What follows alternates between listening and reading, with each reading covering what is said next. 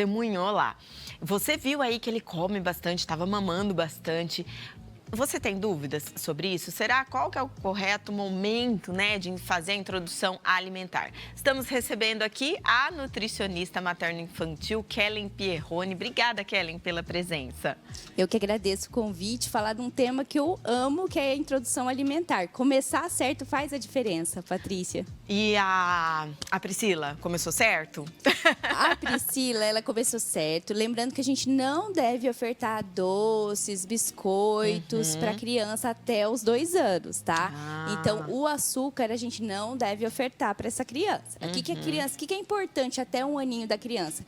Ela comer legumes, verduras, o arroz com feijão, a carne, as frutas, porque a gente já sabe que é todo um processo que vai se estabelecendo para a criança comer.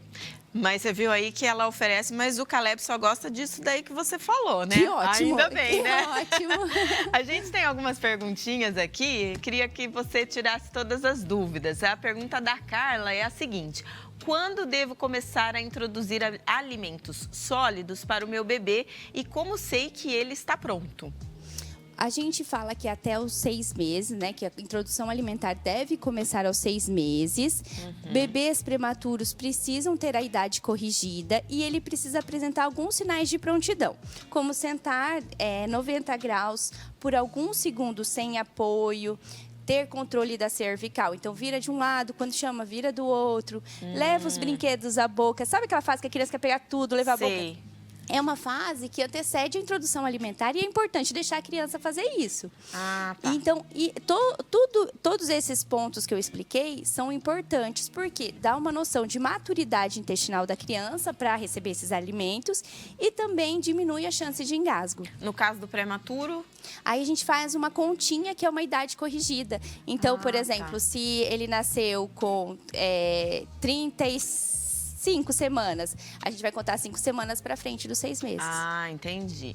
Legal. Obrigada, Carla, pela pergunta. Agora a pergunta da Paula. Estou preocupada com possíveis alergias. Como posso introduzir alimentos como ovo de forma segura?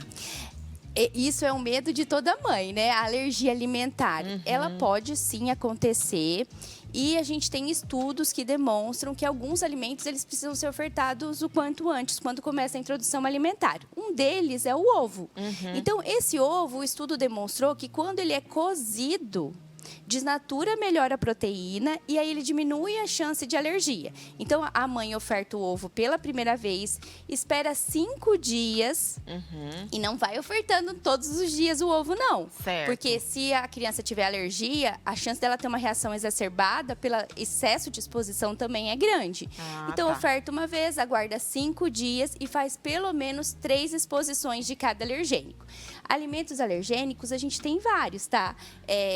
Entrou recentemente o gergelim, a soja, o glúten, o leite de vaca, o peixe, o ovo e o amendoim e as oleaginosas. Mas tem que expor a criança, né, de uma forma controlada, até para a mãe saber se vai ter ou não alergia. Isso, porque imagina que ela expôs a criança dentro desses 5 dias a ovo e a pasta de amendoim, por exemplo, o amendoim.